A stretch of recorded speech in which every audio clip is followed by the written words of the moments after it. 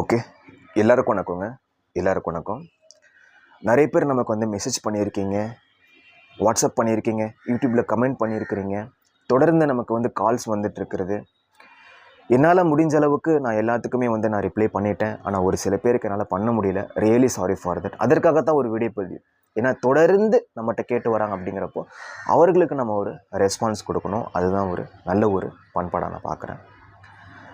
Actually TN-dead தேர்வு 2025 மிக சிறப்பாக நடைபெற்றது. போன மாதம் நவம்பர் மாதம் 15ஆம் தேதி 16ஆம் தேதி paper 1 and then paper 2. So அதற்கான அஃபீஷியல் டென்டேட்டிவ் ஆன்சர் இருக்குது அப்படிங்கிறது வந்து நமக்கு வந்து அப்டேட் பண்ணியிருந்தாங்க. அந்த கீழே நமக்கு ஏதாவது அவங்க கொடுத்த அந்த ஆன்சர்ஸ், அந்த டென்டேட்டிவ் ஆன்சர்ஸ் நமக்கு ஏதாவது ஆட்சேபனைகள், அப்ஜெக்ஷன் இருந்துச்சு அப்படின்னா நம்ம அதை அப்ஜெக்ட் பண்ணுறதுக்கு ஒரு வாய்ப்பு வழங்கியிருந்தாங்க. அதற்கான டைமும் நமக்கு முடிஞ்சிருச்சு. அதற்காக என்எஸ்டபிள்யூ தரப்புலேருந்து ஒரு குரூப் வந்து கிரியேட் பண்ணி கொடுத்தோம். எல்லாமே சூப்பராக வந்து எல்லாமே ஓகே. பட் என்ன ஒரு ஆக்சுவல் விஷயம் என்னன்னு பார்த்தீங்கன்னா, பாஸ் மதிப்பெண்கள். ஓகே, டக்குன்னு அந்த பக்கம் பார்த்து பேசுகிறாங்களே அப்படின்னு நினைக்க வேணாம். ஏன்னா அவங்கள பார்த்து பேசுகிறதுக்கு எனக்கு வந்து இப்போது கொஞ்சம் கஷ்டமாக இருக்குது. ஏன்னா உண்மையிலுமே கஷ்டமாக இருக்குது. ஏன்னா தேர்வு முடிந்த உடனே கிட்டத்தட்ட இப்போ வரைக்குமே, ஏன்னா ஒரு 2 நாள் மட்டும்தான் இல்லை, அது வரைக்குமே நம்ம வந்து இந்த மதிப்பெண்கள், அந்த பாஸ் மதிப்பெண்கள் குறைக்கணும் அப்படிங்கிறதுக்கான ஒரு கோரிக்கை முன் வச்சு அது நல்லா ஒரு ரீச் ஆயிடுச்சு. இன்றைக்கி எல்லாத்துக்குமே அந்த ஒரு விஷயம். ஏன்னா நம்ம லட்சக்கணக்கான மாணவர்கள் சார்பாக நம்ம வந்து பேசணும், அதற்கான கோரிக்கை முன் வச்சோம். எனக்கு என்னமோ அந்த கோரிக்கை நம்மளோட கோரிக்கை போய் அவங்களுக்கு வந்து ரீச் ஆகி அவங்க அதற்கான அஃபிஷியல் அப்டேட் கொடுப்பாங்களோ அப்படிங்கிற மாதிரி ஒரு நம்பிக்கை, என்னோட ஒரு நம்பிக்கை. இல்லை அப்படின்னா ஒருவேளை அந்த கோரிக்கையே போய் சேரலையோ, ஒருவேளை அந்த விஷயமே உங்களுக்கு போய் சேரலையோ, அப்போ அதை நம்ம வந்து எப்படி நல்ல முறையில் கொண்டு போய் சேர்க்கணும் அப்படின்னு ஆக்சுவலாக நம்ம வந்து என்எஸ்டபிள்யூ தரப்புலேருந்து டிஎன்-டெட் பேட்ச் வந்து போட்டோம். அது தமிழகத்தில் வந்து ஒன் ஆஃப் த ட்ரெண்டிங்காக போச்சு. எல்லாமே உங்களுக்கே தெரியும். அதே சமயம் வந்து நிறைய பேர் வந்து ரிசல்ட் வரதுக்கு முன்னாடியே நல்ல மதிப்பெண்கள் எடுத்திருக்கிறாங்க. இப்போ இருக்கிற கரண்ட் குவாலிஃபிகேஷன் மதிப்பெண்களை விட அதிகமாக எடுத்திருக்கிறாங்க. எல்லாமே ஓகே தான். அப்போ நான் அவர்களுக்காக நான் வந்து பேசினேன். பட் வந்து போக போக என்னாச்சு, 1 வீக் 2 வீக்ஸில் என்ன ஆச்சுன்னு பார்த்தீங்கன்னா, ஒவ்வொருத்தரும் நமக்கு மெசேஜ் பண்ணும் போதும், சார் மதிப்பெண்கள் வந்து குறைக்கலாங்க சார், பாஸ் மதிப்பெண்கள் வந்து நமக்கு வந்து குறைக்கலாம், இது வந்து ஒரு எலிஜிபிலிட்டி தேர்வு தான், அந்த ஒரு அந்த குறைத்தாங்க அப்படின்னா அந்த சர்டிஃபிகேட்டை வச்சு நாளைக்கு நான் கவர்மெண்ட் வேலை, ஒரு அரசு வேலைக்கு போகிறேன், அடுத்த நியமன தேர்வு இருக்குது நமக்கு, அதுக்கு நான் போகிறேன், ரைட், ஓகே தான்.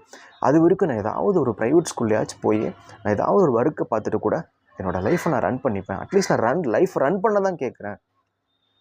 அப்போ அவர்களுடைய கஷ்டங்கள் இதெல்லாமே நம்ம வந்து கேட்கும்போது பார்க்கும்போது ஒரு எமோஷனாக மாறிடுச்சு. இப்போ எங்கள் வீட்டில் எனக்கு ஒரு அண்ணன் அது மாதிரி ஆகிட்டான்னு வச்சுக்கோங்க. இப்போ அவர் வந்து டெட் எக்ஸாம் எழுதியிருக்கிறாரு. இப்போ அவர் இது மாதிரி சொல்கிறார் அப்படிங்கிறப்போ எனக்கு எவ்வளோ ஃபீல் ஆகும்.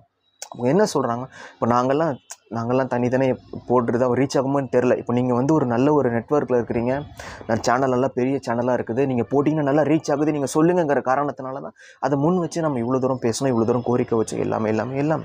ஆனால் அதற்கான அவுட்புட் வரல அப்படிங்கிறப்போ கொஞ்சம் கஷ்டமாக இருக்குது. அதனால தான் உங்களை பார்த்து பேசுகிறதுக்கு எனக்கு உண்மையாலுமே ரொம்ப கஷ்டமாக இருக்குது.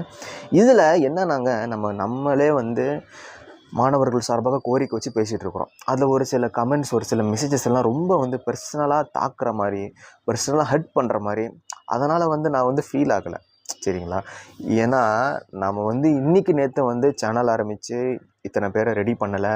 ஏன்னா இன்றைக்கி என்எஸ்டபிள்யூ மூலம் எத்தனையோ பேர் வந்து டிபார்ட்மெண்ட் இருக்கிறாங்க, கவர்மெண்ட் போஸ்டிங்கில் இருக்கிறாங்க. எல்லாத்துக்குமே என்ன கூட நிறைய பேருக்கு தெரியாமல் இருக்கலாம், ஆனால் என்எஸ்டபிள்யூக்கு ஒன்றுனா எல்லாமே இருக்கிறாங்க, சரிங்களா? அப்படிங்கிறப்போ நம்ம இந்தளவுக்கு நம்ம வந்திருக்கிறோம் அப்படின்னா எல்லா கமெண்ட்ஸ் எல்லாமே பார்த்துட்டு தான் வந்திருக்கிறோம். இப்போ அவங்க டக்குன்னு ஒரு சில பேர் ரொம்ப ஹர்ட்டிங்காக கமெண்ட் போடுறாங்கங்க.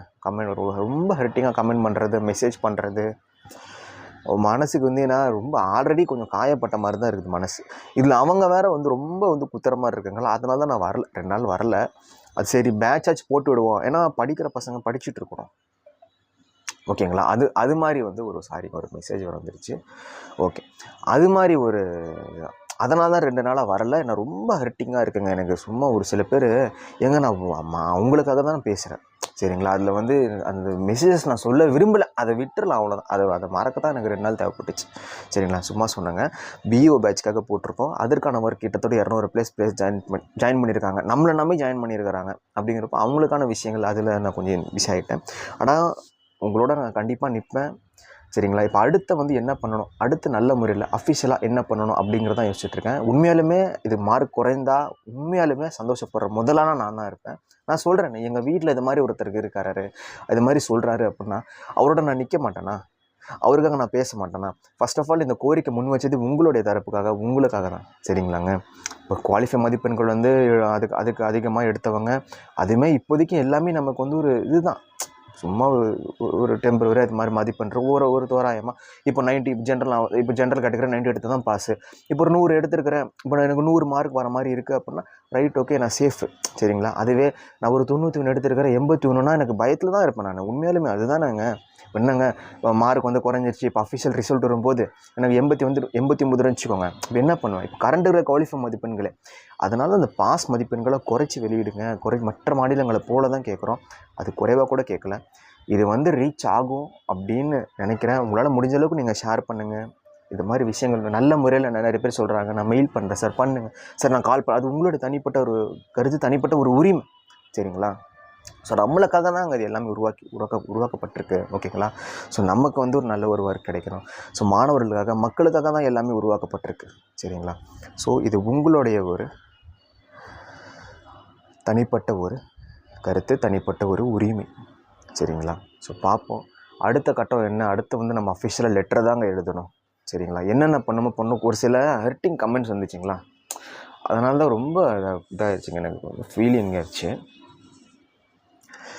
ஏதோ நமக்கு ஒரு சில கொஞ்சம் சந்தோஷமான நிகழ்வுகள் இருக்கிறனால அதை அப்படியே நமக்கு வந்து பேலன்ஸ் ஆகிடுது. சரிங்களா? அதனால் கொஞ்சம் இதாக தான் இருக்குது. சரி, பார்த்துக்கலாம். என்னோடய சப்போர்ட் வந்து தொடர்ந்து இருக்குது, பார்த்துப்போம். Thank you so much. அதே போல் நம்ம வந்து நீங்கள் வந்து நிற்க வேணாங்க. சரிங்களா? இதுக்காக நிற்க வேணாம். ஒருவேளை நம்மளோட கோரிக்கை ஏற்று அவங்க மதிப்பெண்களை குறைத்து நமக்கு வந்து இப்போ நம்ம பாஸ் ஆகி அந்த சர்டிஃபிகேட் கிடைக்கிறது எல்லாமே ஒரு பக்கம் இருக்கட்டும். சரிங்களா? அடுத்து நம்ம டிஆர்பிக்கு இருக்குது. அப்போ டிஆர்பி பொறுத்த வரைக்கும் மோஸ்ட்லி நமக்கு வந்து ஸ்கூல் புத்தகங்கள் தான். மோஸ்ட்லி நமக்கு வந்து மெயினாக வந்து ஸ்கூல் புத்தகங்கள் தான். அதனால் நீங்கள் உங்களுடைய ப்ரிப்பரேஷன் நீங்கள் தொடர்ந்து பண்ணிக்கிட்டுருங்க. சரிங்களா? நிற்க வேணாம், எந்த இடத்துலையும் நிற்க வேணாம், எந்த இடத்துலையும் ஸ்ட்ரக் ஆகிட வேணாம். இப்போ டிஎன்பிசி கூட பேனர் விட்டுருக்காங்க. எப்படியாவது இந்த 2026 ஒரு போஸ்டிங் வாங்கிடணும். 2026 கவர்மெண்ட் ஆர் ப்ரைவேட் ஏதாவது ஒரு வேலைக்கு போயிருங்க. என்னுடைய அண்ணன் தம்பி அக்கா தங்கிக்கு சொல்கிற மாதிரி தான் நான் சொல்கிறேங்க. சரிங்களா? உரிமையாக நான் சொல்கிறேன். ஓகே, உங்களுக்காக நான் கோரிக்கை, நான் ஜஸ்ட்டு என்எஸ்டபிள்யூ தரப்பில் மட்டும் கோரிக்கை வச்சிருந்தேன்னா அது பாட்டு ஒரு ஃபார்முலா இருந்திருக்கும். ஆனால் ஒரு அண்ணனா, தம்பியா, அக்காவா, தங்கையா நீங்கள் நம்ம கூட பழகுறீங்க, பேசுகிறீங்க அப்படிங்கிறனால ஒரு எமோஷனோட, ஒரு பாண்டிங்கோட இந்த கோரிக்கை நான் முன் வைக்கிறேன். இப்போவும் நான் முன் வைக்கிறேன். குவாலிஃபை மதிப்பெண்களை குறைத்து வெளியிடணும். நிறைய பேர் சொல்கிறாங்க, சார் இது நடக்காது சார் அப்படின்னு சொல்கிறாங்க. அது வேறு, இது 2026ங்க. சரிங்களா? நம்மளுடைய நல்ல ஒரு கருத்துக்களை நம்ம முன் வச்சிட்ருக்குறோம், நல்ல முறையில் முன் வச்சிட்ருக்குறோம். அந்த கோரிக்கை ஏற்கப்படும் அப்படிங்கிற ஒரு நம்பிக்கையில் நான் முன் வச்சிட்ருக்கேன். சரிங்களா? ஒருவேளை அந்த கோரிக்கை என்ன, எனக்கு தெரிஞ்சு நேரம் போய் அந்த ஒரு விஷயம் மட்டும்தான் எனக்கு மனசில் ஓடிட்டே இருக்குன்னா, இந்தளவுக்கு ஒரு வீடியோ பதிவு ரீச் ஆகி, இந்தளவுக்கு விஷயங்கள் வந்து ரீச் ஆகி இன்னும் வந்து நமக்கு வந்து ஒரு அவுட்புட் வரல அப்படின்னா, ஒருவேளை அந்த டிசிஷன் எடுத்துகிட்டு இருப்பாங்களோ, இல்லை அது போயே சேரலையோ, அந்த ஒரு கவலை வேறு எனக்கு ஒரு பக்கம் ஓடிக்கிட்டே இருக்குங்க. சரி, பார்த்துப்போம். தேங்க்யூங்க. Thank you so much.